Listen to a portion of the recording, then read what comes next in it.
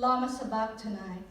That is to say, my God, why hast thou forsaken me? Now, just like me, you're probably wondering, why did Jesus spoke these words?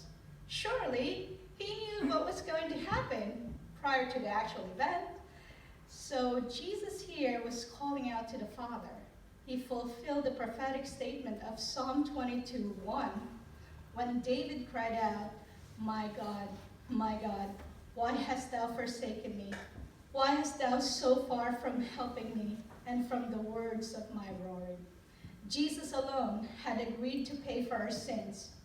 What he was really crying out was how awful it was to have God turn his back on him and withdrew all his love, mercy, hope, and support. Jesus, who is fully God, yet in his humanity while on earth, expressed his sense of abandonment as God the Father placed the sins of the world, our sins, upon him. In this moment, God turned away from Jesus for the only time in eternity, as he who knew no sin became sin on our behalf. Jesus allowed himself to be separated from God for that moment as he took on and bore our sins. Philippians 2:7-8 reads, but made himself of no reputation, and took upon him the form of a servant, and was made in the likeness of men.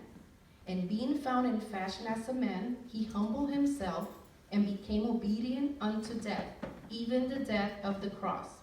Jesus could have easily called legions of angels, his servants, to fight for him, as stated in John 18:36. But instead, he chose to give up his life so that we can be free. Amen.